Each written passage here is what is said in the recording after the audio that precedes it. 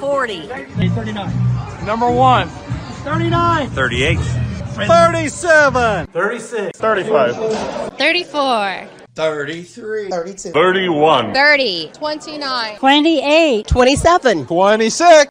25. 24. 23. 21. 20. 19. 18. 17. 16. 15. 14. 13. 12. 11. 10. 9. 8. 7. 6. 5. 4. 3.5. 3. 2. 1. Hey, Rocky, you want to see me pull a show out of my hat? Nothing up my sleeve. Presto!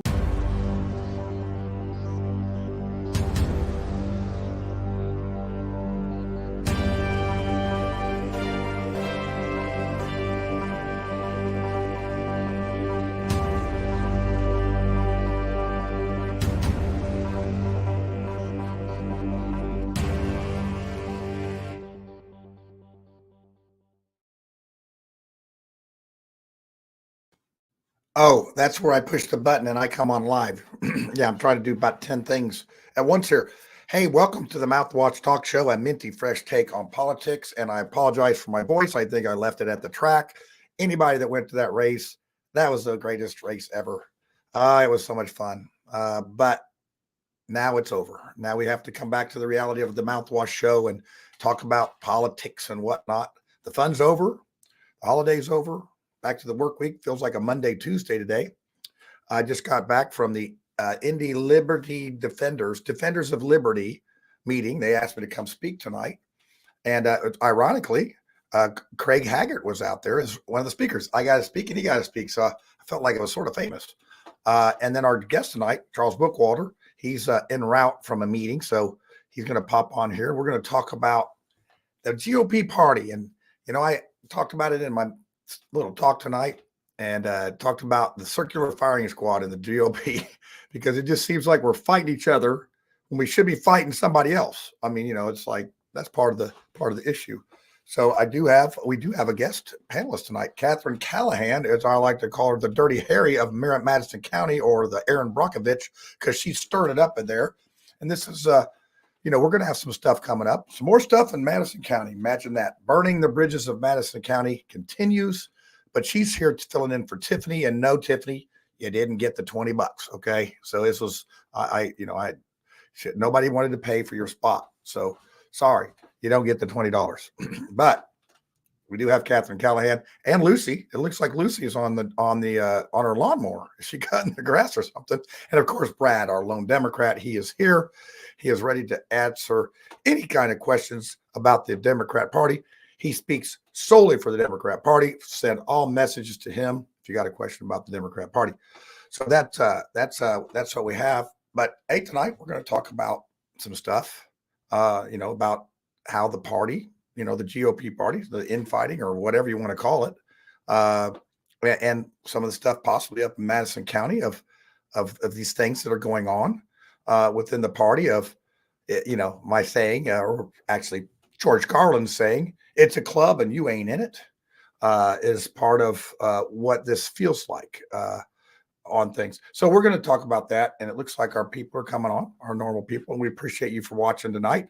We did have, and Catherine's actually on both shows tonight. She's on Say It Out Loud with Cassie Jackson. And I'm almost afraid to tell you to watch that because those two can stir up some trouble. And I think that Cassie's just finished up a photo shoot that you just have to go see it. But that gets played on Chateau de Bernard Hill studio page and her outlets in general. And we don't have a stock market neophytes this week either. So we have 2 weeks off on that. My co-host is in Tennessee with his kids, and he said, we'll do it again the next week. So hopefully the market doesn't crash because we don't have our show on Friday and everything's good. But hey, thanks for joining us. So I think that let's get this thing started off with, let's do small talk. I have not seen this. So, and then Mark sent me a message. Hey, did you see it? And usually that's code for, is it okay? Did I go out of, you know, we're going to find out. You be the judge. We're rolling this small talk right now. And on the other side, we're going to bring on our panel, and we're going to see what is up. Hi, I'm Mark Small. This is Small Talk. At the end of the movie Independence Day, Jeff Goldblum and Will Smith's characters are trying to get the spaceship out of that alien mothership before it explodes, and they just barely get there. Right now, we're looking at general elections. It could be the last in our republic's history. We don't really know. But one thing is for sure, that when you got a Republican Party like we have in the state of Indiana, it's a corporate entity. It has the benefit of public funds. Taxpayers give it. And it operates secretly. What? Wait a minute, what? As the Rust lawsuit demonstrated, the gentleman that tried to get on the ballot as a candidate for U.S. Senate, over 80% of the people aren't eligible to run as candidates for office, otherwise qualified in the Republican Party. That has nothing to do with ideology. I am primary qualified and Republican in good standing, ironically, but that's because there's no ideology. It's just the party. But when you have an entity, a corporate entity that takes public funds, it can keep things secret. Yeah, what are you going to do? In mid-2000s, Jim Bopp, who's a Terre Haute attorney, wrote the Articles of Incorporation and the rules for the Indiana Republican State Committee. That's actually the corporate entity formally. The Republican Party is just a DBA. Between 3 and 27 people on the board of that entity are the supreme authority, that's the phrase that's used, for the rules in the state of Indiana and the Republican Party. So they want to keep people out, and they can do it. They can keep it secret. You want to file suit against them? Go right ahead, sugar. Just see how far you get. When we have secrecy in corporations, you should be able to buy their shares to take them over. Can't do it. It's not for profit. This is not the way a public entity that is a political party is supposed to be run. Mark Small, peace. Well, that was timely. And so we have Shelley Boggs Harvey. We don't have a two-party system anymore. We have two wings of the same bird. It's called the Uniparty. So she actually posted that before Mark Small's little diatribe there and his manifesto of what's going on. And he has pointed out the fact of the corporation in Indiana is been basically drawn up by the party in Marion County. So that's sort of our topic this evening of what's up. What's up with we have civil war? What's up with the Republican Party? So I think, Lucy, you're at a gas station nearby. I am. Anything for the show, isn't it? Yes. There'll be something extra in your paycheck this week, I'm sure of it. Oh, good. For your dedication. And we have a guest panelist. Now, Catherine, you've been on the show before, but you've never been, per se, a panelist. Is that correct? Oh, I'm excited. Yeah, hey, you're on a short leash, so you just better behave because, You've given me two wonderful things tonight. I was on earlier with Cassie, and then now I'm on again. So this is great. Yeah, you guys have to check that out. It was almost 3 people with ADHD trying to make a recording, and I was able to edit it into one topic. I was very quickly, by the way, because it was a short week. I didn't even do a preview because Sunday, the race, we go on to the race and we're trying to line all this stuff up. So, Catherine, welcome to the show. We hope that you'll have some good you'll talk well or whatever. Energy. I'll have good energy. Yeah, you got the energy. Yeah. And then Brad, how you doing? We got 2 people from Madison. Oh, look at Lucy. I got the energy. Lucy had, she were talking about some stuff, and I put it on the Mouthwash page. So if you want to go see Lucy talk about things that I don't even understand, but I'll watch it again, try to understand, and all that. Brad, 2 people from Madison County on the same night. What's up with that? It's crazy. It's a popular county. It's like, well, and I don't want to knock any other counties. We're all great in the Hoosier states. So I don't wanna... Spoken like a true Democrat. Well, I want to. Okay, so John, you're talking about potential civil war and the GOP just kind of shooting each other, and the only thing that it dawns on me is that apparently becoming a Democrat is that much worse. That people don't want to go down that, that blows my mind that there's not that alternative. It's oh yeah, hey, vote Democrat then, or it's just gone to people. I don't get it. Yeah, that's, I think part of the problem is, you look at the voter turnout. We don't have candidates that are exciting enough to go out and even vote for. And most of them are, and Lucia, you correct me if I'm wrong, but hey, try being a libertarian for a week or two. It's tough, and, bless his heart, Andrew Horning. I love the guy, common sense, great, all that stuff. And it's, people don't listen. They don't educate. They just think, oh, my vote doesn't count. They got things gerrymandered. There's just all sorts of things that turn people off when most people are struggling to get their groceries because they're so stinking high right now, or property taxes. And this would be a good time for me to promote our tax rally on June 22nd at the State House lawn at 11 a.m. We have Mike Young is going to be one of our featured guys there. He's actually drafting a bill as we speak that's going to address this situation, and he will be on our show that Tuesday before, which I believe is the 18th. I'm just going to guess 18th, and hopefully we will have a draft of that bill that we can talk about. And then we're going to come at the State House. We're going to do that. We have some other people lined up to talk, but it's sort of a thing. Oh, hey, Tiffany's in the comments there. It's her birthday, so. We gave her a night off with pay. Hey, don't worry. We gave her a night off with pay, so it's all good. So I hope she saw the part about Catherine not giving $20 for her spot, but she'll find out when she doesn't get the money. If she would have told me I was just at 1933 Lounge, she could have come out and had dinner with me tonight. She's in Miami. She's not trifling with the Hoosier State. She's down there South Beach. She's probably not even going to go out party until midnight. So hey, you know how those kids are. Those 50-year-olds are young kids. Now, can I tell you the big win in Madison County for me, even though I lost my election, not by much, but the big win for me, you guys, is and I made a title because you guys all had titles, so I made a title for mine real quick. But the big win for me was when a mom messaged me Wednesday morning after the election, and she has a 22-year-old son who hasn't voted, and so he went in and he voted.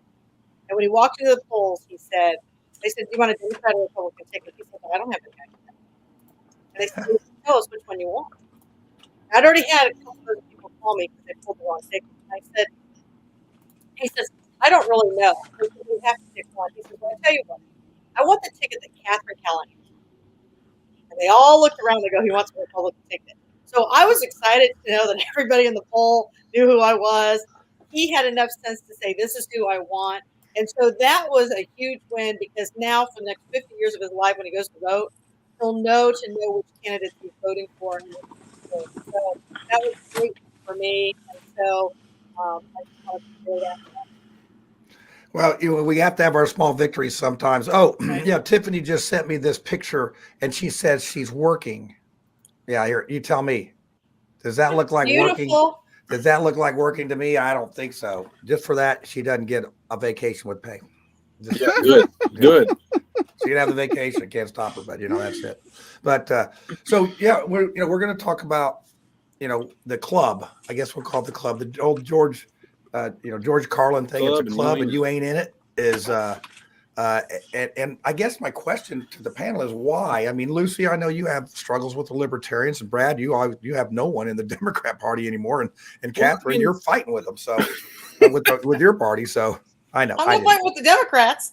Oh, I know. Well, there's Democrat because there's not two of them anywhere. Yeah, I feel like we are still non-existent. Like I still don't understand how people think Braun is going to win against McCormick. I think I don't see how the infighting that they've done hasn't ruined them. Like once I think McCormick and Braun debate too, I think it's going to be like, I don't know, that's like might be wishful thinking, but yeah, I don't. It is the same issue we have here in Marion County. You ain't got the votes. With your thoughts, but I really think Braun's going to win. Yeah, you just don't have there's just not enough Democrat votes. Well, yeah, I hate to interrupt, but y'all are forgetting that we actually have a nonpartisan debate commission here. So Don Rainwater is going to make them both look like idiots. Rainwater's going to be an excellent debater. I'm with you on that, Lucy. And the libertarian Don Rainwater in the previous gubernatorial election placed second in like 35 counties. He's an amazing speaker. He is an amazing speaker. He's a Absolutely. super smart guy. So he's wait, got the Lucy, experience. who does a libertarian vote impact more than? You know, it's funny because the Republicans say that, oh, the libertarians are going to steal all the Republican votes. And the Democrats say, oh, the libertarians are going to steal the Democrat votes. You know, the fact of the matter is that the people that vote libertarian won't vote Republican or Democrat. So we're not stealing any votes. We're actually getting people to show up at the polls that normally wouldn't. If I didn't have a libertarian choice, I wouldn't come vote for dog poop. So I wouldn't vote at all. I wouldn't vote at all if there were no. I have a neighbor. I'm I gonna have a neighbor support the same way. Lucy's comments. I just want you to know I'm not siding one way or the other. I'm just supporting her comments. Oh, thank Would you. you would just leave that? You would leave the president blank? Yeah, absolutely. Why would I make an affirmative Or the vote? governor blank? I'm sorry. Yeah, I would leave, you know, when there is not a libertarian in the race, I don't vote unless I know the person.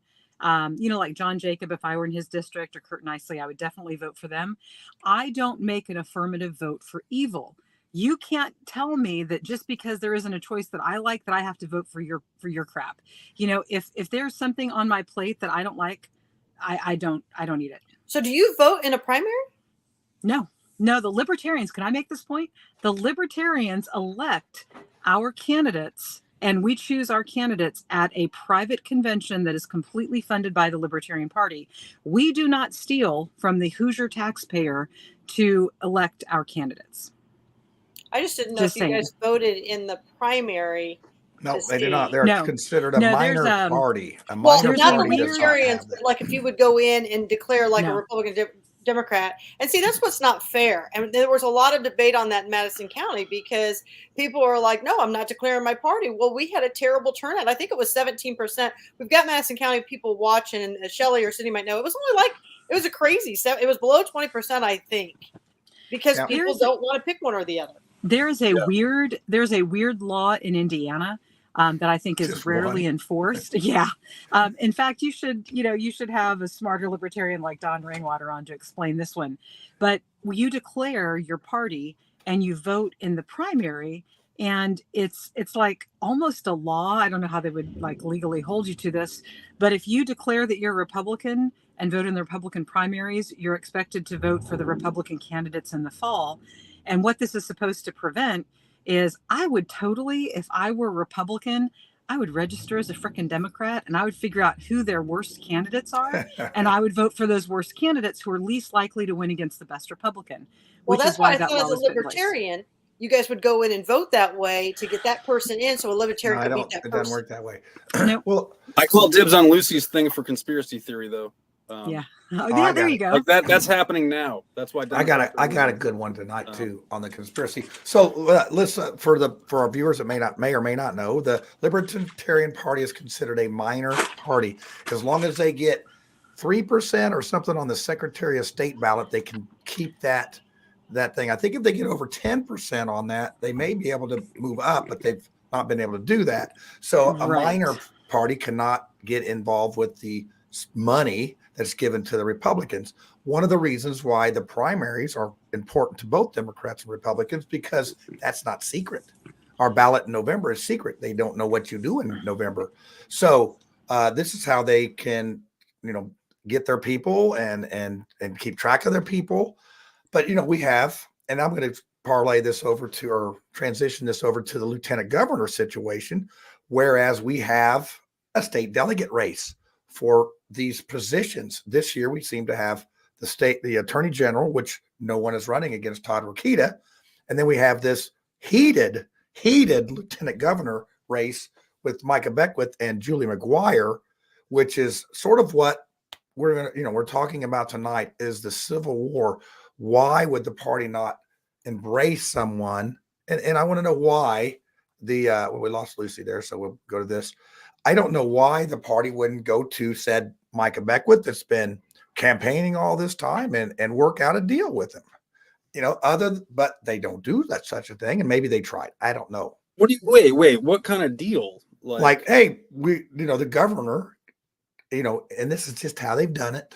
He would appoint Micah to a position? No, he would support him. So say Braun wins and he says, oh, I want Micah as my lieutenant governor at the convention, you all vote for him. He would win, just like they've done year after year after year. Yeah, but Mike has done this different. Mike has actually taken their own little system that they've, gerrymandered into this, well, the governor wants them, then we're always going to vote that way. But he's taken advantage of that system, saying, hey, this is a people's thing. And, we, the people, are going to vote. But unfortunately, it's only 1,800 people, or that's about how many delegates there are that get a vote for him. So you and I don't think Catherine won either, a delegate position. I know Lucy didn't win. I mean, really. That's why we don't get to pick this. And that's why it's very interesting to see how this goes. And after my conversation with Mike Braun, I don't think he cares. I think he has to do this because you don't want to start out on the wrong foot with the legislature, right? And the legislature sure doesn't want Micah Beckwith running the Senate and holding them accountable. So you put up somebody else that may be more copacetic with you. So that's sort of the long and the short of how the behind the scenes stuff works. So, it's all going to be decided June 15th when they all convene. They have this vote. My thing is, long story to make a point, I think we should do that with all the parties. Why? We have such voter apathy in these elections. You get, 1 out of 5 people picking our candidates, basically. That's 20%. 1 out of 5 people that are eligible to vote are picking our candidates. So why not let this, the state, let the party delegates pick the people to run? It's consolidating the amount of people that pick the power. We're a republic, Brad. We're a republic. We already have a representative to represent oodles of people here, So, I mean, it sort of falls in line. Tightening that up is not what freedom is. It's not what. No, it's not. No, I know it's not. But hey, who cares? This is why you need a vote. This is why don't think your vote does not count, because if enough people get to vote. But think about it. A lot of these ballots don't have a challenger. City County Council here in Marion County, 10 spots unopposed by Republicans. So if you're a Republican in Marion County, you go in and you look, you don't have a Republican to vote for on your council. How do you feel? You feel like, screw this. Why should I come out and even vote? There's nobody to vote for. And that happens the same with Democrats in Madison County. Yeah, look at the Democrats in Madison County. I mean, well, you see one there on the bottom. It's the only one that's there. No, I mean, it's hard. It's really strange to. I mean, I don't feel like an outcast in Madison County either. Like when I talk to people, it's not, I feel like everybody's values still like line up. Like family is, key. I don't understand like the bigger divides. I think we're getting a lot of we're letting a lot of little stuff kind of build up, and it's piling over. Yeah, our election in Madison County is pretty much over, right? I mean, it just really is. I hate to tell you that, Brad, but the Dems are going to bring out candidates to go against these Republicans, but it's a pretty red county. No, you may have Phil Gift is the one running against Elizabeth Rowe this time. I don't understand how anybody can still vote for Elizabeth Rowe in my district when she votes for what she votes for. Listen, I don't know anybody who can still vote for John Richwine, but they sure did. And I don't know anybody who can vote for Rick Gardner, but they did. And you just sit there in absolute, I can't even believe that my opponent, who took a $500,000 bankruptcy 45 days ago, how he could beat me, but he did. Well, and it goes to the fact that the people that should be voting aren't voting. Now, Shelley asked a good question here. I want to know how Madison County delegates vote. Will that information be available? Oh, Lucy, you'll love this. Oh, no, that's a secret ballot. Yes. But if you vote in a primary, it ain't no secret. So, but if you don't run in 2 primaries, 2 consecutive Republican primaries, it doesn't matter where it is, when it is, as long as you can prove it, then you're okay. You're good. So I think that we should either do away with the primaries or close them, or we need to do something different because it ain't working. And here's the thing, in Madison County, you get 11 delegates out of each district. So we have 3 districts, right? And in Madison County, even our GOP Russ Willis can't win his state delegate seat. Well, he's a Willis. It's a W. It's all about where you are on the ballot. Well, Plus, well, he's not a no, nice because word. there were people who beat out other people who had higher letters. There were people who beat him out, and I will tell you, people like Shelley, Cindy Poncho, we were all pushing out who you could vote for, and that you could take a list into the polls. See, Russ had put out that people couldn't have lists, they couldn't have their phones, they couldn't do this. And so we went and found Indiana Code, and all of us were getting on this together, and we're pushing all this stuff out. Bree, Nicole, Sean, all of them. And so people were literally walking into the polls with lists of names. And that was a huge win for us too, because people are getting, more and more educated on who to vote for.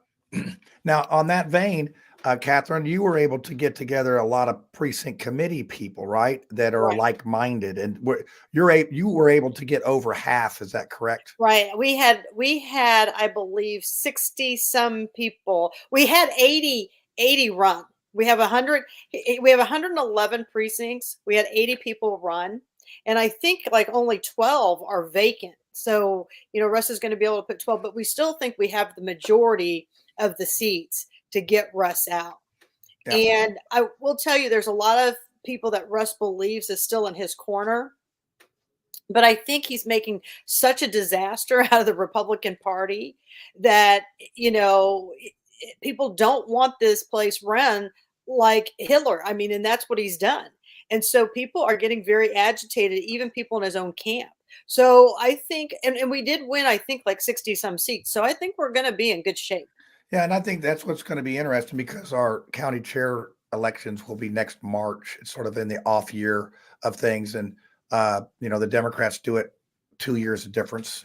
Their precinct people will be elected in the next 2-year election cycle. And hey, believe it or not, we get a year off of voting. That's unbelievable. I mean, it's like, that's why I say there's voter.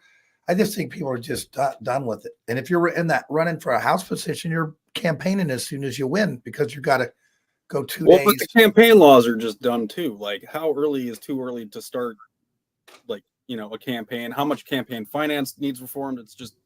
Yeah. Brad, what you're trying to say, it's a mess. I don't think you're going to find anybody in our audience or on the show that's not going to say that it's a mess. And the big thing in Madison County is that they make up the rules as we go, and they're using home rules to supersede Indiana Code. And Diego Morales, if you're watching, don't think I'm not filing more and more about what is being violated here in Madison County. And it's a shame that they have a team of attorneys who can clearly see what's happening, and that they too don't enforce that home rules do not supersede Indiana Code. Well, and that's a whole nother thing. And I was joking tonight when I was talking about, people in the party, when you don't really see them doing anything, there's no results. They always say they're working behind the scenes. And that's code for they ain't doing nothing.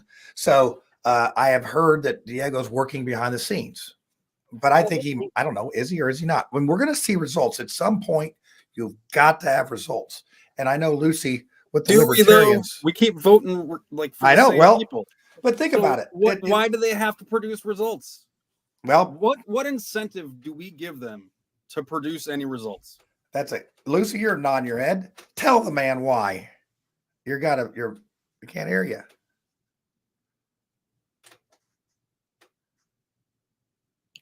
I don't know what she said. She said something about bubble gum. No. So there's no accountability whatsoever. No one has expectations of, our taxes have gone up crazy in Madison County, and you people still voted in John Richwine. I'm not saying you, but I sit here, and in 2 years, he has raised the county bridge fund tax almost 4 cents, which the max is 10 cents. So we're, I think, at 0.75 now. And so with all the truth that's out there, people just don't have the information on who to vote for and who not. We came close. And here's the thing. I don't think I lost the race. I don't think Lisa Rinker lost the race. I think that we are hot on the trails of there is election tampering going on in Madison County. I think that flash drives are being switched out. I think we are close to figuring out how the cheating is going on in Madison County. So my hope is that we have Russ Willis out before March ever comes. Well, and that's another thing, Catherine, that, the party gets to, they elect, both parties elect the election board members. Yeah. They elect enough to, and if they work together, then they can do whatever they want to do and people can get elected. And that was, my conspiracy a couple of weeks ago was, it's a uniparty. The Democrats can have Marion County and the Republicans can have this rest, the state. And it's like, you stay out of mine and I'll stay out of yours. And we'll just keep it rolling that way. Yeah, So there's wink weeks and handshakes going on all over. Yeah. So it's like, yeah, and it is interesting. One of the questions that came up tonight was if you were running for precinct committeeman. Now, Catherine, did you run for precinct committeeman? I did. Did you win? I did not. You did not win? No. Brad, did you? Oh, you don't get a run. You're a Democrat. So anyway, if you did run unopposed, they voted in Marion County to take your name off the ballot. In Hendricks, I think they left the names on regardless. But what they can do is the election board can get together and take your name off the ballot if you didn't run. They say it was because we don't have enough paper. But that's not the truth. And the point was, I'm like, going to confuse the voter over here. Yeah, really. Well, the thing is, it's like, okay, I get that, but how do you know that there's even people that go in and vote? They don't even know that there's even a precinct available. And you definitely don't know who that is because those are going to be specific to person's ballot in that precinct. So that was their argument. It's like, okay, well, you're just basically keeping it hush hush on who these precinct committeemen. For example, in Marion County, there was only about 150 elected PCs, I think even maybe appointed from the last time that we did this. We were able to double that by getting more people involved. We had about 350 people actually run, 220 contested races out of 618 spots. So, Brad, there's 400 open spots in Marion County. Now, the chairman can appoint whoever he wants. He can decline anybody. So they have home court advantage on what's happening. And when they're selecting, when they're being subjective on who they put in and eliminate and take out, it's hard to say it's grassroots. It's hard to say it's a big tent, but yet there they are. The big tent's a pup tent. There's no roots and there's no grass. So that's sort of what it looks like. But here we are. What do? You could be like Lucy and run as a libertarian, or Brad as the lone Democrat, or be like Catherine, who's swimming upstream with some of those folks up there. Well, what's so funny is that you're starting to see the party, the chair and the vice chair, their house of cards is falling apart. Now you got Kelly Hewer, who's the vice chair, whose husband is best friends with Russ, who's going out and telling everybody, well, I'm separating myself from Russ because she knows he's on his way out. So she wants to retain that control. So she's out trying to play everybody. And it's like a free-for-all. I mean, here's a news flash. Nobody who's currently in those 4 seats should be back in those 4 seats come March. Not one of them. Because they're all part of the swamp, and the swamp needs drained. Well, and if you have enough controlling precinct committee people and they're able to get their vice PCs and all that, and I would say to anyone in our audience, if you find out who your PC is and ask to be the vice, because I'm guarantee you we are having trouble with folks finding vice PCs. People do not want to get involved. And no, they don't. Vice PC is the lowest level of government you can get involved in and not have to do anything. You can just see what's happening, or you can do more than you want. I mean, and I think we only have 3 seats who we can't find a vice for that we're working pretty hard for because we've got until next week. And the thing is how they've made it harder is that you have to be out of that precinct and 2 primaries and and 2 primaries. It's like. It's a big tent, Catherine. It's a big tent. Remember that. It just doesn't have a door. But here's the thing. Now, Russ can go find somebody who's never voted before, who's had just 1 primary, sign them off, and stick them in that seat. And they don't have to be in the precinct. Yep. That's some of the things that the game playing. Yeah. Well, and it's just basically how they've done things. It's very subjective. And again, the George Carlin thing. It's a club and you ain't in it. Yep. My question to both of you is why? I mean, why do you really think? I mean, I could speculate and say, well, they just don't want anybody looking over their shoulder, or is it? I don't know why. Why? I'll start with you, Brad. Why do you think that they won't work with you? Well, I think it's all got to be about money. I think somebody else has their ear. Like, I think the lobbyists probably have everything wrapped up before, like, the people even really get a chance at the money, you know, to get what we want. I think the corporations, and kind of like Mark Small always talks about how, like, the corporation, like, aren't they treated as individuals somehow? It's something stupid where it's like, they're getting all the benefits, and at the peril of the people. So right. Well, they make the rules and they don't enforce the rules. I mean, it is definitely what our founding fathers warned us against. The tyranny that they've warned us against is that we have the people don't have any accountability. And I know Shelley Boggs has been pretty on top of it tonight. There's no oversight there. Who watches them? There's no checks and balances. Uninformed voters, like, apathetic, but it's on people. Like, I'm an apathetic voter. Like, I think I am too. We could all be talking about stuff way more than we do. Yeah. Like, and actually having conversations with people. People are still so scared to talk about who you voted for. You know, I know you'll get chewed up. We had like 6 or 7 town hall meetings for all of the primary. Do you know that none of the incumbents showed up at any of those town halls, and they won? Elizabeth Rowe would not run away and hide. They didn't knock on any doors, and they won. They barely put up signs, and they won. Yeah. Well, we had that same thing with state delegate people that said, I didn't do a darn thing, and they won. Well, look at Joe Biden. He stayed in his basement. He won. We're going to talk politics now and how it works. If you are an incumbent, do not give your challenger any light. You put as much shade as you can on them.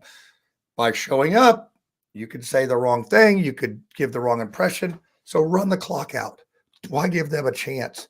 Unfortunately, that works for a while. But if you have a candidate that has no results, that's not really doing what they're doing, and then they have a record, then that can be exploited, and then things can happen. But until we get the public more involved with wanting to vote, not having to vote, but wanting, things aren't going to change, because these party people, they vote every time. They don't miss. And exactly, that's how it goes. And I think that those are the voters, though, that, like, I mean, for everybody saying that there might be voter fraud, and I really think it's the same people voting. I think that's like a habit for them. It's not.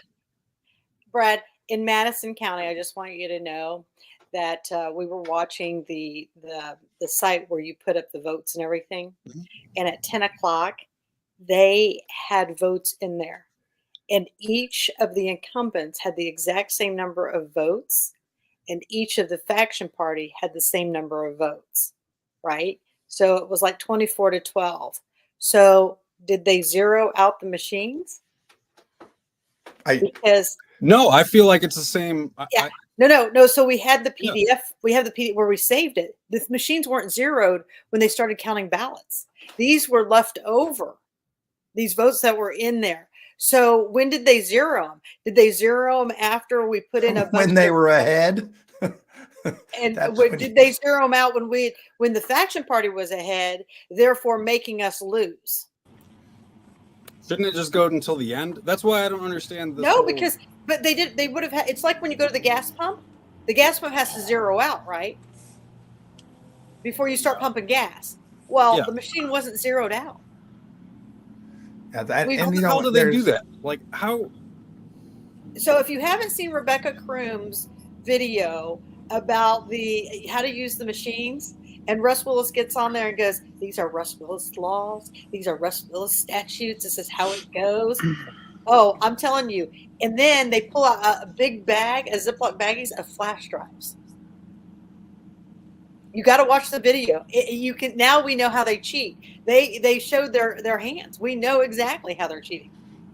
Well, yeah, and so Diego Morales is not investigating this at all. Well, He's so working I've behind turned- the scenes, Brad. Working Yep, behind the scenes. and I've turned them all in, and I've Isn't he in put Hungary videos. again? He's probably in Hungary. He's probably learning how to be a better Secretary of State in Eastern Europe. So, I don't disagree. I mean, I'm so frustrated at this point with the Secretary of State, and I supported him. I voted for him. I'm going to own that.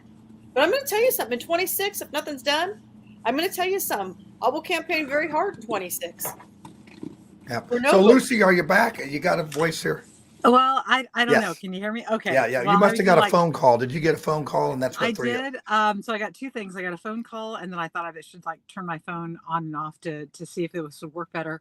My dear daughter, number 3, saw, I share my location with the kids in case anybody needs to rescue me, right? So she saw she saw that I had started home from the grandkids and was at a gas station and had been here for 20 or 30 minutes. And so she decided to call and make sure that I was okay and she didn't need to come rescue me. This is my daughter that'll change your thermostat on the side of the road. And bring me a Yoo-hoo and some Twizzlers. Well, I've got a second thing of coffee here. I've only down look at her go. Look at her. You're no yawning tonight for Lucy. Well, but Lucy, I don't know how much you heard, but basically we're talking about this inter-party workings and you don't, after hearing about the Libertarian Convention this week, you don't have any of that infighting, do you? Oh my God. Well, no, actually what's happened to the Libertarian Party is real libertarians are fleeing and withdrawing their support. There are many state parties that either have quit and withdrawn and literally shut down their state operations, or they've been not recognized by the LNC, the Libertarian National Committee, because the Libertarians just had Trump at their convention as a speaker. This is freaking lunacy. And what's happened is there's a particular caucus. They call themselves the Mises Caucus for Ludwig von Mises, and there's a von Mises Institute. And really what they are is they're a group of Republicans that think that they're trying to be one of the cool kids, one of the libertarians. So they're really just Republicans who want to smoke dope is what it boils down to. Well, you can't argue with them then. Or Republicans who believe in ending the Fed. And that's about where, our Venn diagram overlaps with real libertarians. And they did a great job organizing a couple of years ago. They got their person who I believe is only a figurehead. I think she's just the mouth of Sauron. There's somebody behind the scenes that's really running the show. And I'm exceptionally disappointed in her. They elected her again. So the only good thing that came out of it is the guy that I was supporting is our presidential nominee. I forgot to check. I didn't even care enough to follow it on, YouTube and follow the stream and stuff. I just don't care. Yeah, Trump got booed, though. It was great. Well, yeah, he got booed. And one of the more colorful, very flamboyant members of the party, he calls himself Star Child. He's a very flamboyant out man. The year that I was there in 2016 for the national convention in Orlando, we were in the same hotel with the Comic Con people. So you had some libertarians I can't say this word because there might be kids listening, but artificial phalluses. They call themselves the Artificial Phallus Caucus or something. So they're waving these things around, walking up and down the hallway. I mean, talk about turning us into a joke. And then there were some members of the party that were, they were definitely in costume. So literally walking through the hallways, you didn't know who was there for the comic convention and who was there for the Libertarian Convention. Yeah, that's not a coincidence that you want to have. But you had the guy with the boot on the head before. Oh yeah. He's that guy fantastic. made a fortune with that boot on his head, by the way. Vermin Supreme is actually freaking brilliant. And I got to meet John McAfee. And I'm not ashamed to say this. I know John McAfee has since passed away and I'm a married lady. But John McAfee has cuervota. Man, when you're around him, you know that he's a man. And he was even in his 70s. He was a very, very attractive man. I still think my conspiracy theory early is that he created the virus and then gave us the cure. Sort of like Fauci. No, that was Bill Gates. Bill Gates actually did that. Bill Gates actually created those viruses. And then the only reason sold us the stuff to fix it, right? Yes. Yeah. And then the only reason that the McAfee antivirus started to suck is because after McAfee sold it, they started to do those kind of shenanigans. Yeah. Well, so that's just one of those things that it's like LifeLock. Why the hell do I need a LifeLock? I mean, why did people protect my data better than this? I have to have another company come in and save my ass. The Legal Shield version, I used to be a Legal Shield representative. I'm not active or selling it now, so I don't have a dog in this hunt. But the identity shield that Legal Shield has is actually pretty incredible. We've had, I say we, that's like habit, I guess, because I used to be a Legal Shield associate. They had multiple times when members that had the same name as somebody else. I mean, there's probably not very many Brad Swinskys, but there's a whole lot of John Smiths, right? And probably quite a few John Schmidts. So one of the members was pulled over and jailed because there was a warrant out for his arrest for either murder or attempted murder, like bond jumping. I don't know what it was, but it was somebody with the same last name from a different state. And so they got that straightened out pretty quickly. Well, yeah, and that's the thing. I mean, my brother-in-law's named Jeff Tucker. We were out fishing in the ocean, and the people pulled us over. And apparently, Jay Tucker is a big dope dealer from California because we were about an hour getting frisked and strip searched, and they even searched our minnows to make sure they were good. So hey, I'm a little bit embarrassed here. I did send Charles the link in his email, but he doesn't have that. So I just sent him the link. I kept thinking, well, we're having such a wonderful time here. We have a guest somewhere. So let's see if he can't get on here, because like I said, he had a meeting and he was coming from that to here. And, if you're, which is going to be interesting. When I get the conspiracy theory going, it has something to do with his District 4. So that's good. But yeah, so Lucy, I mean, the libertarians have great opportunity with how bad both of these parties are behaving, especially in Indiana. But, the Republicans have a stranglehold on the state. It's a supermajority for a reason. Yeah. And you know what I say? People aren't going to go somewhere until they have something better to go to. And Brad, your people ain't good enough. They're not. You need better people. I'm just saying. You want this to go. I think, but that's it. I think everybody's fed up with all of the candidates, like whether Republican or Democrat or Libertarian. Sometimes, like I just don't see what we have to be excited for, candidate wise. A lot of the time, it's. Yep. Same here. Same on ours. It's like 10 county council seats with nobody. And, it's because they know they're going to get their brains beat in. And so what do you do with that? You have to be able to get from the precinct level to get these 400 but they don't precincts know that, though, filled too. up. Like, I think it's just, people need to be not scared to be beat. It's like, if you lose, oh, well, like, look at me. Like, I'm totally fine. Yeah. I'm actually kind of relieved, right? But on that same token, now that I have put up, I don't have to shut up. Oh, well, you were going to shut up anyway. So, well, and it's like, well, we've all run for office here, right? And the only time I've won is when I wasn't on the ballot. I think that's by design too. So, but yeah, that's how I remember my first encounter with Lucy was when she was running against Todd Young and what's his face. And I'm like, man, Lucy just smoked those guys. Governor and you got what, 4%? I mean, yeah, I think it was 5.9. Yeah, I'm just saying, it's like, the funniest thing about that for me was I was Miss Indianapolis teen back in 1989, and Evan Bayh was a new governor, and of course he was young and handsome, and he had this beautiful, beauty queen wife and the twins and all that kind of stuff. So, me as a little 18-year-old Lucy running around and doing these appearances for Miss Indianapolis teen, and Governor Bayh was there too. So I remember like meeting him and feeling so starstruck because it was like Indiana's Camelot. Of course, he doesn't remember a damn thing. But if you had told 18-year-old Lucy that, hey, Lucy, when you're 45 years old, you're going to smoke this guy in a debate, I would have been like, yeah, right. That's not going to happen. Yeah. Well, I mean, it's, so what happened to my video? Something ended. In Madison County, what makes it even worse is that we've got an elected clerk who condones Russ Willis's behavior and supports it. And so Isn't that called conspiracy and collusion? Well, and that's the whole thing. She won't even uphold Indiana code. she will say, well, the intent's there. I understand that that's Indiana code, but the intent's there. So we're not going to do anything against that person. Oh, you want records? Well, we're going to make it very hard for you to get into those.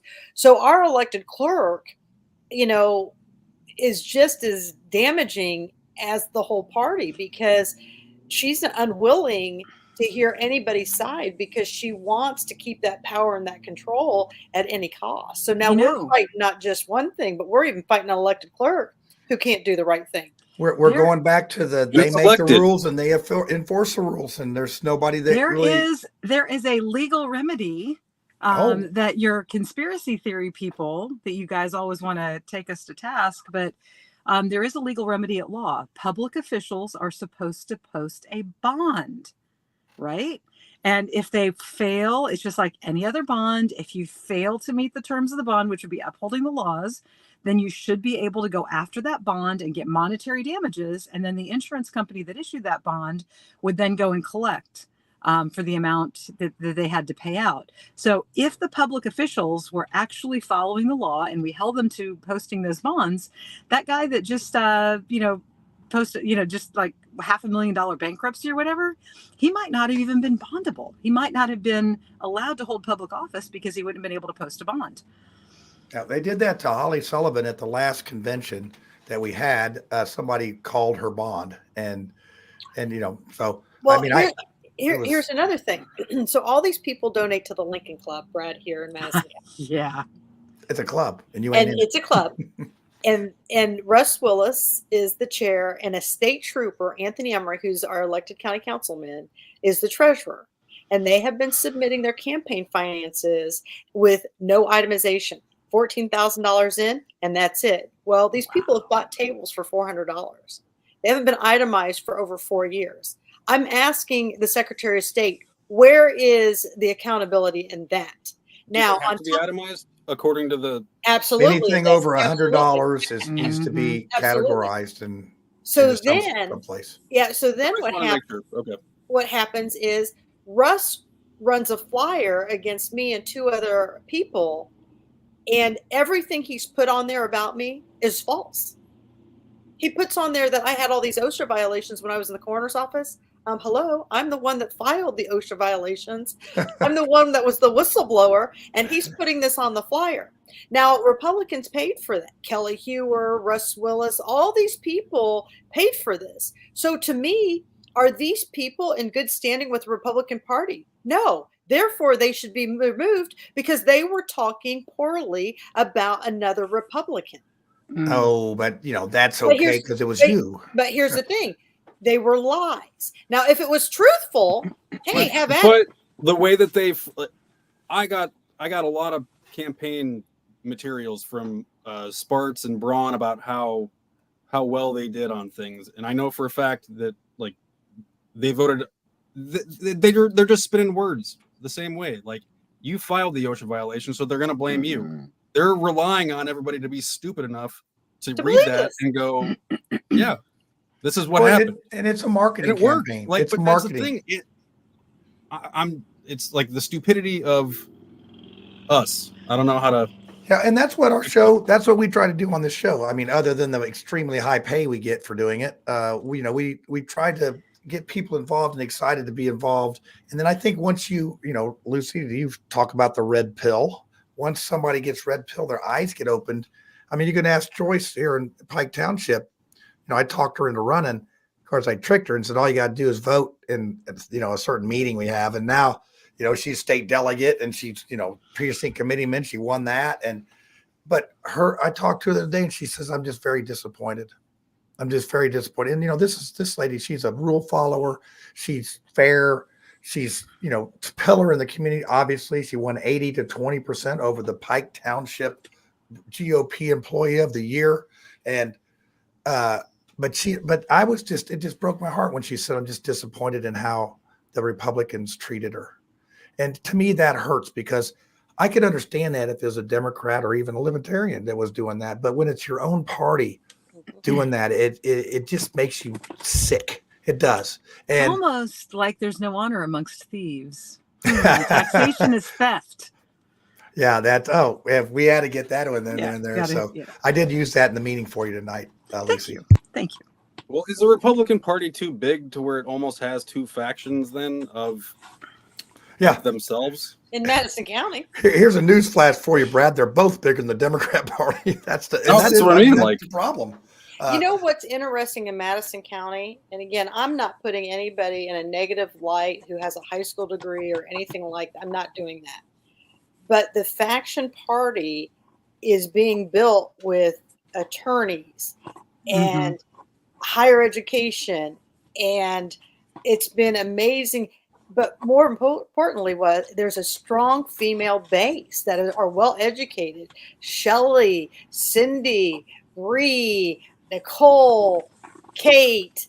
I mean, the list goes on. And these people are bringing receipts. I don't know how you can argue with these women. I mean, there's a few men that are involved, but these women just bring receipts. They're not just out there running their mouths. They're out there saying, hey, here's what it is, and here's the receipt to that.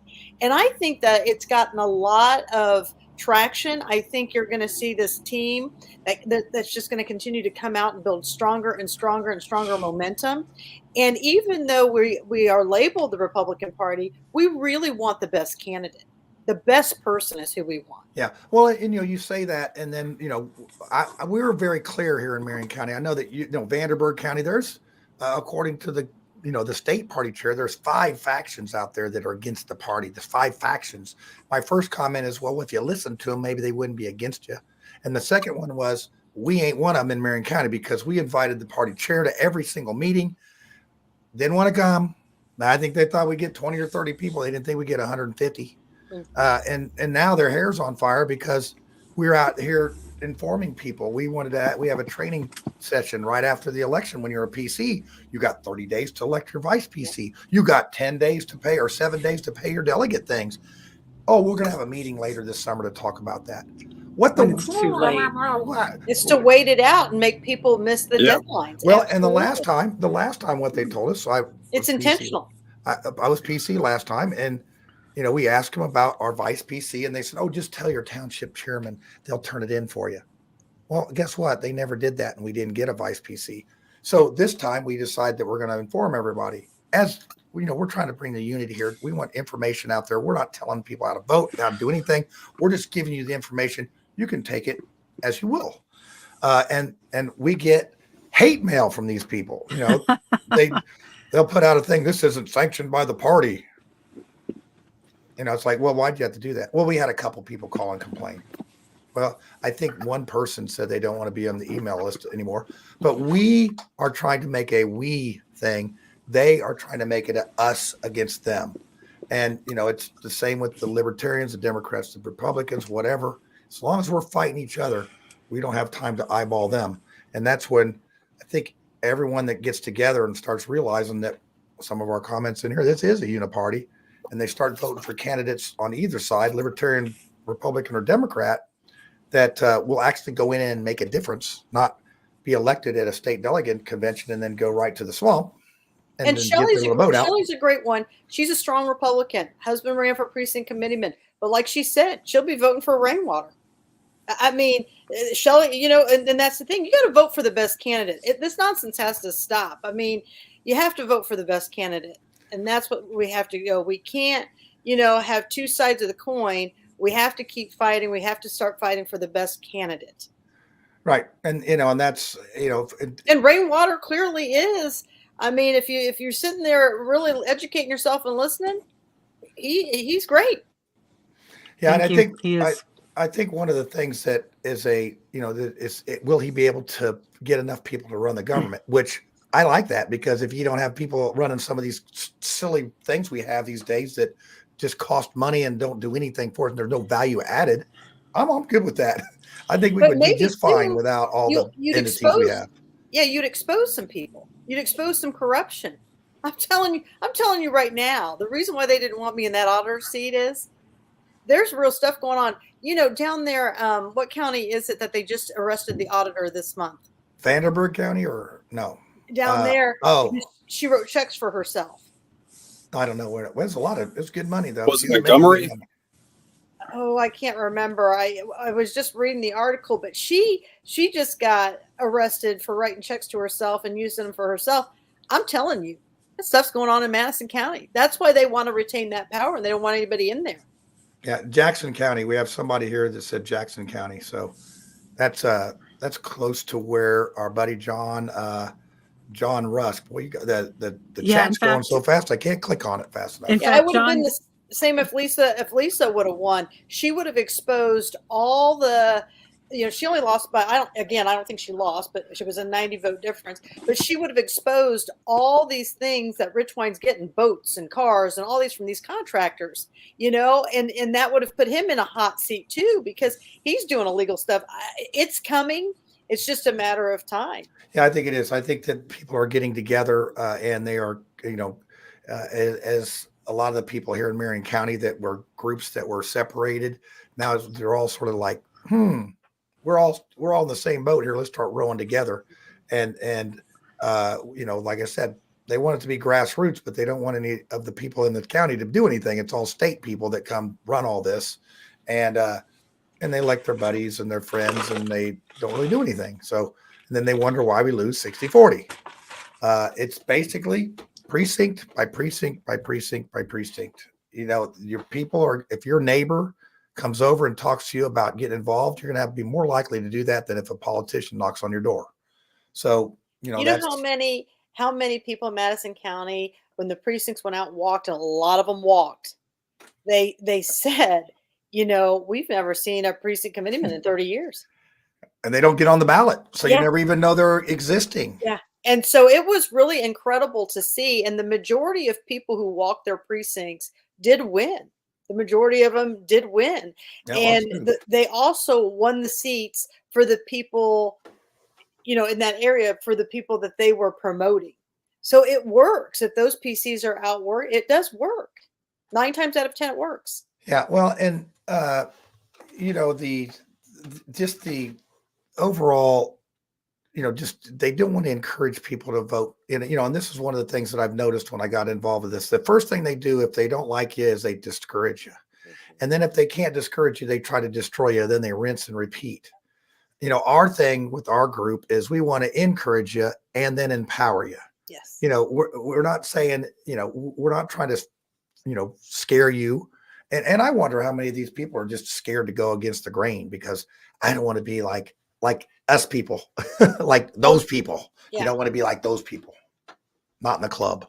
They're afraid to get kicked out of the club. But it's like, don't they feel that like shame? Like when you do something bad, these people have no that when they. Yeah, I don't know. They don't show it very well, like, Brad. If they do. Yeah, listen, they have named us the radicals of the Republican Party, Brad. Wow. That's what they do. That's part of the destruction. That's awesome. When they don't, I love when people give us names. Yeah, when they don't destroy you, they'll call you crazy. It's just part of the thing. And then, after they can't use crazy, they go to the next thing. And I just, again, my question to all of you is why? Why can they not call you? And why could Russ Willis not call you tomorrow and say, Catherine, let's bury the hatch. I got a box of olive branches over here. How can we work together? And we tried that when we won in the coroner's office, when we won that election, we called him and he says, I will never support you. That's awesome. Yeah. I mean, here you are, you won a seat without his help. You took a Republican seat that's been Democrat for forever. And he's still telling you after you win, I'll never support you. He's actually calling the council people saying when they take that seat on January 1, do not give them any money. And I have records of all this. And that's the part I don't understand. We are supposed to be trying to move our state ahead, not it's a circular firing squad at the very least. Here's the thing. So I called Kyle Hupfer. I even have text messages from Kyle Hupfer. And I'm saying, do you know what Russ is doing in Madison County? He goes, yeah, I don't really get involved in county politics. And I'm thinking, this man lives in Madison County. He's the head of the GOP, and you're not getting involved in county politics, then you have absolutely zero business being over the state. If you can't figure out your backyard, you need to go. So Kyle was at the polls Kyle Hupfer.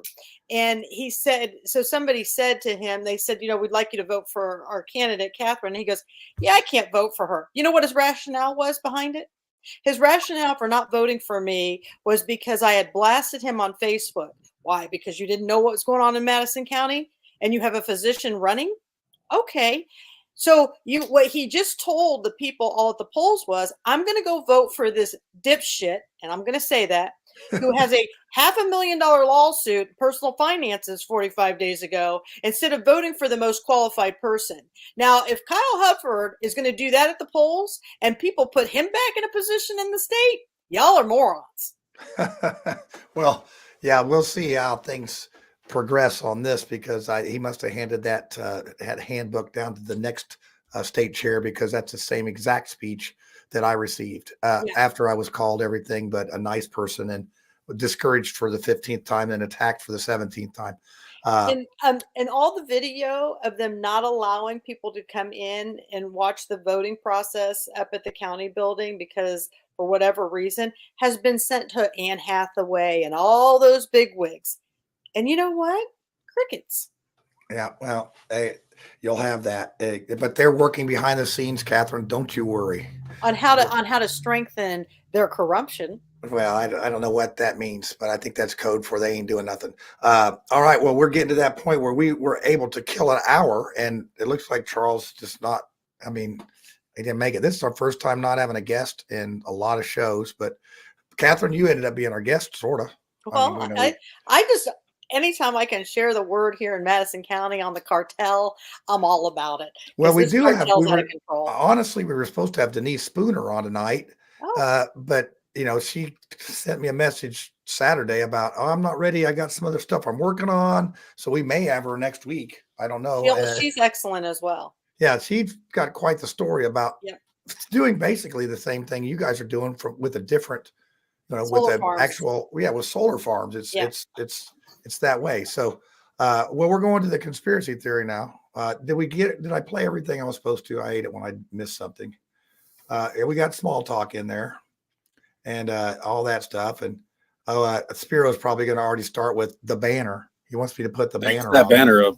Yeah, put that banner up. So conspiracy theories, entertainment purposes only. Catherine, you might run for something and you never want to be seen with a tinfoil hat on running. I don't care. They can do what they want to me. I don't care. So, yeah. I'm going to have to get a hat the more that I'm on this show. Yeah. Spiro reminded me Spiro, I already did talk about the tax rally, but we got it again on June 22nd at 11 a.m. at the State House. We have Senator Mike Young going to unveil his property tax proposal that he's going to try to push through. I believe we're going to have someone from the House side there, and we're working on an MC. It'll be a good time held by all. I would tell you to give out free stuff, but we got nothing to give out. But if you do want to have a table, say you do, and you could come and you can have a table there. So we'll have all sorts of fun people there for this. So anyway, I'm going to play the intro to conspiracy theory, and I'm going to see if I can find my tinfoil hat. I don't know where it is, but I'm going to hurry and find it. So we're ready for the conspiracy. Hey y'all, it's time for the conspiracy theory, so you better get your tinfoil hat out and let's see what's going on this week. All right, I found it. My antennas are a little bit floppy there, but that's good enough as it is. So, all right. Well, hey, our guest, Catherine, if you have a conspiracy, we'll let you go first. And so here is my conspiracy. My conspiracy is election tampering took place. We had contested people working inside the polls. We have flash drives that people aren't accounting for and how they're being switched out.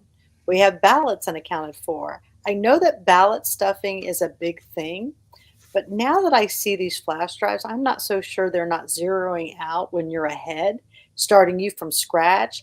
Therefore, the others are winning. So the elite keep on winning because you can't get in there and keep anybody accountable and watch over them. So I do believe that the elite is tampering with the machines. So, now we just need to prove it, and I think we're well on our way. So I think the faction party truly won, but I think that hands were in the cookie jar, and guess what? We're going to catch them. Wow. Okay, that sounded like conspiracy fact. You're a woman after Lucy's own heart on that part, because that is true. Of this conspiracy you've come up with, just remember the banner on the bottom: keep you out of legal trouble, Catherine, and all that good stuff. So liberty. I mean, for Lucy. Sorry, it's been a long evening for me. It's been a long evening. Go ahead, Lucy. What do you have? Well, the conspiracy theory is that I don't have a conspiracy theory this week. Because it's a Psych! conspiracy. I don't believe that. Yeah. I can't even do that with a straight face. Okay, so my conspiracy theory this week is centered around, let's see how many things we can put together. Elon Musk, 5G, Starlink, graphene, and the zombie apocalypse. Elon Musk, everybody thinks that he's a champion for freedom. All he did was buy one of the largest media platforms so that he can further promote himself. He doesn't give a darn about your freedom of speech, as evidenced by the fact that he already said that he would cooperate with all local laws. So, in other words, he will participate in the censoring of political speech in other countries if it is profitable for him to do so. So, there's number one. Number two, I don't know who these people are that haven't seen the Terminator movies, and they don't know about Skynet, but Starlink is Skynet, right? Okay. People that have received the COVID vaccine are triggering Bluetooth. This was all over the internet 3 or 4 years ago, still happening now. They actually have those graphene things. They've taken like vials. I say they, like independent freedom people have gone and gotten vials of the COVID vaccine, put it under microscope. There are like serial numbers and stuff floating around in the stuff people are putting in.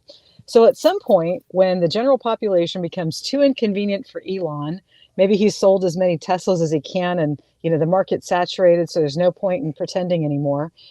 He's going to flip the switch on Starlink, and the 5G is going to get activated, and the graphene self-organizing nanobots and all the people that were silly enough to get injected with this stuff are going to activate, and it's going to cut them up from the insides, and they're going to internally bleed to death, and they're going to act like zombies until they're actually dead. And remember, I did show the chart a couple of weeks ago on Deagle, Deagel, I think is how it's spelled. But Deagle, this think tank place, has already said that the reduction in population of the United States of America is going to be in the neighborhood of 80% in 2025.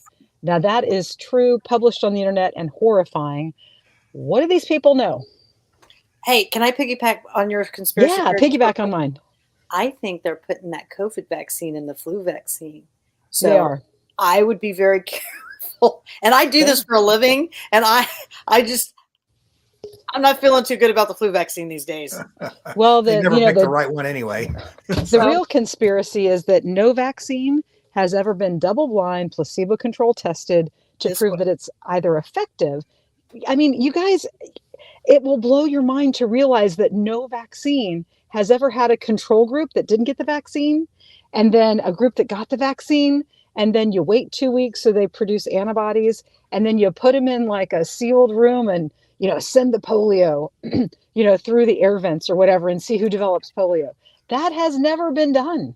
And I'm not an It's hard to find. It's hard to find volunteers for polio. I mean, it's to go in there. I mean, that sounds kind of that counts risky. But that's part of. We just did a big experiment on that. There's people that did not get the COVID vaccine, and guess what? They're still alive. It's unbelievable. Now they almost were shamed to death, but not me. Fuck those people. I didn't care. Yeah, didn't some people who didn't get the vaccine die too? Oh, I'm sure there's some of them that did, but oh my gosh, people die every day. And the coronavirus is just the common cold. I just lost a high school friend of mine who got the vaccine and got myocarditis and was stroked out for 3 years. And then he just died last weekend. So other than that, and I know 2 people that had got the vaccine. And one of them, he was as bold to say, because he could still talk, that he got it from the vaccine. So now he's able to rehabilitate. His stroke wasn't as severe. But I mean, you don't know if it was from the vaccine or not from the vaccine. But myocarditis was one of the effects that you would end up getting from the vaccine. I don't know. It's just, but now that I've said that, I will probably be banned from a lot of social media platforms just because I said the V word.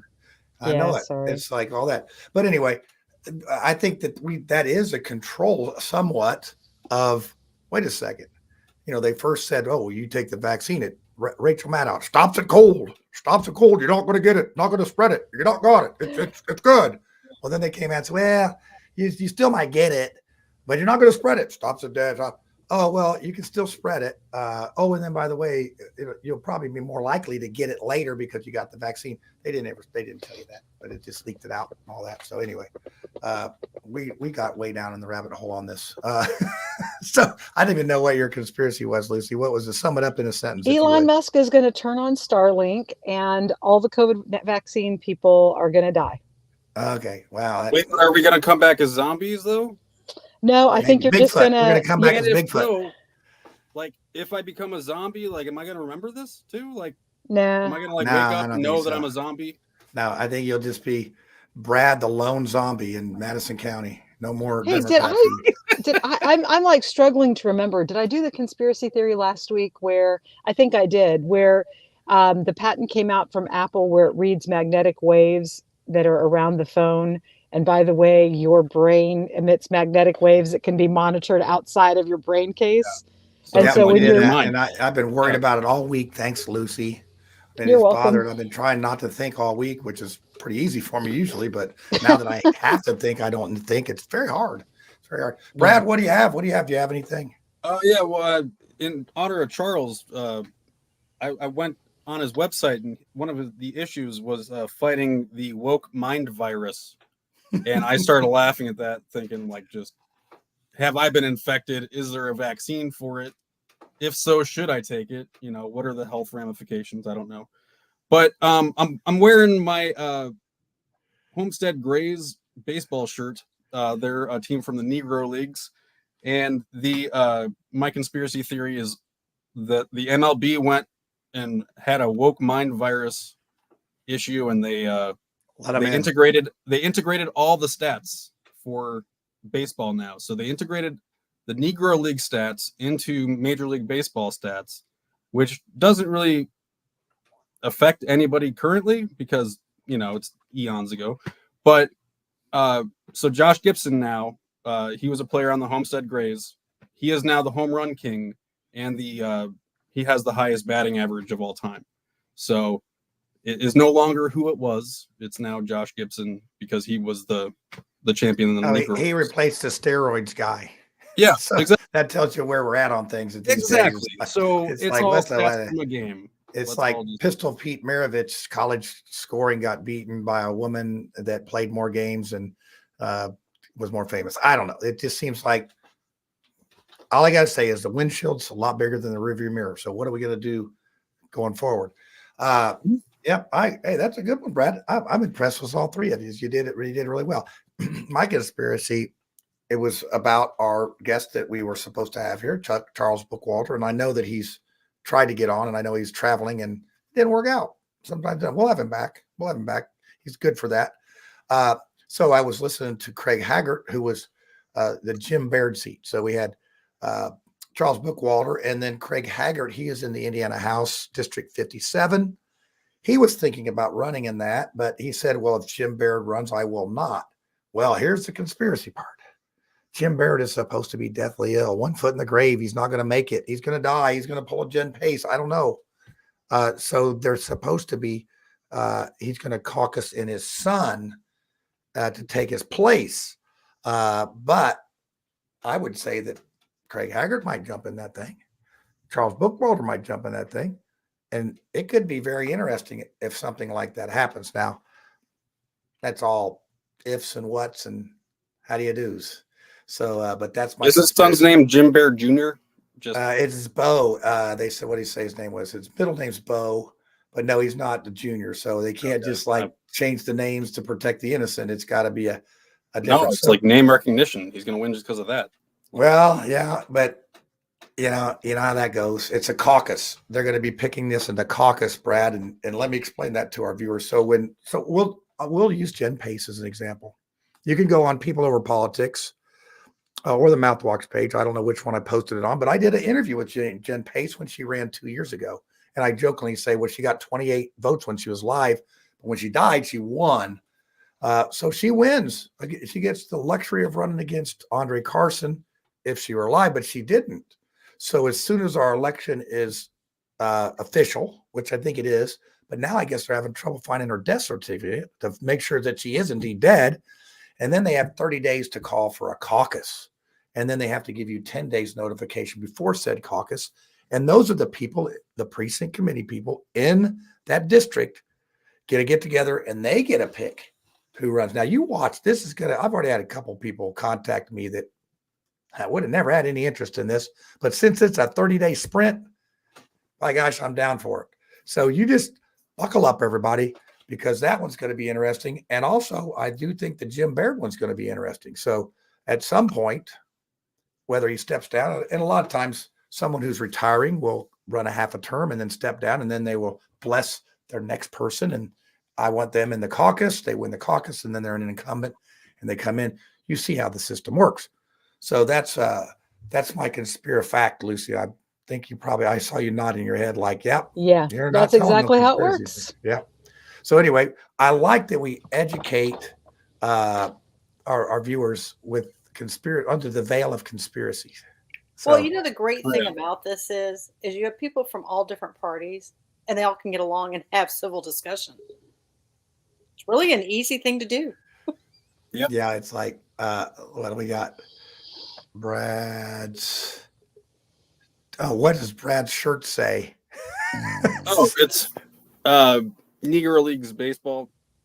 1910. Now, where was that established? Was that all over the country, a certain city, or? No, this team was primarily Homestead Grays were a Negro League team in Washington, D.C. And I think they moved to New York for a little bit, but mainly Washington, D.C. So, yeah. So anyway, I'm glad you said that because Slick Witty decided to put one letter per comment. So with that, hey, thanks Slick for running up our comment count. I love it. It's perfect. And share it with your friends and clicks. And oh wait, you've gotten a fan here. Where does he get said shirt? Oh, I actually got it at a Meijer. I went looking for White Sox gear, and all I could find were Cubs shirts, Cincinnati Reds, St. Louis Cardinals, and then 2 teams from the Negro Leagues. They did not have any Chicago White Sox stuff. Well, I think that was unfortunately, I think that the Negro League, the dead people that were in the Negro League would be like Jen Payson could still probably beat the White Sox. So that's where my correlation. We're in last place. We're like 20 games out this season. Yeah. Damn. It's just Sorry, dude. statistically. But I like your loyalty. Yeah, he's, the dude, he's like goes to fish. I mean, he is. You get Brad on your team, man. You got a guy. You got a player. You got somebody you can count on. Hey, that's you got that. So I would say that about everybody on this show except probably me. I wouldn't trust me, but what's that say? Don't dog my White Sox. You got another fan here, Brad. Oh no, I love the White Sox, but they are at least last I checked, they were 20 and a half games out of first place. It's not know. And they're sort of a big market team too. So you'd think but I did go to St. Louis this past weekend. And I watched the Cardinals play the Cubs, and I wore all my White Sox stuff to root against the Cubs. You didn't get thrown in the Mississippi? No, because I was with a bunch of Cardinals fans. They were so you were like being the wolf in the sheep's clothes. I got you. So who won the game? Well, the Cardinals won the game that I went to. They won 4-3. Okay. I actually saw Bob Gibson pitch in 1971. One hitter or a no hitter. I was a little kid. I know it. We went to the Arch and all sorts of stuff over there. It was a very, very fun trip. Except I just remember it was cold as hell. I was freezing, and I was a little kid too. And you don't get cold. Yeah. But Bob Gibson was a pitcher. My dad wanted to see Bob Gibson, so yeah. There's a funny Bob Uecker and Bob Gibson were teammates, and you can look this up on. He's on Johnny Carson, and I think in 72 or 3 or 4 or whatever, and they did a team picture, and Bob Uecker and Bob Gibson are holding hands on the picture, and they missed it, and they published all the pictures and they're just smiling like doing the.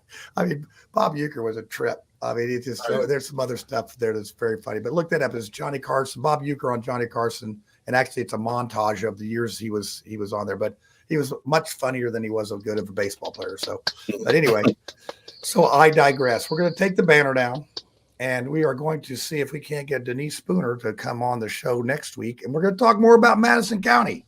What the what? We got a lot in Madison County. Yeah, a lot going on up there, burning those bridges in Madison County. So, hey, thanks for all the comments tonight. And Catherine, you bring an educated base with you. You do. So we will definitely have you back on. You may have to give Tiffany $20 to get on again because, that's how it goes. So, anytime.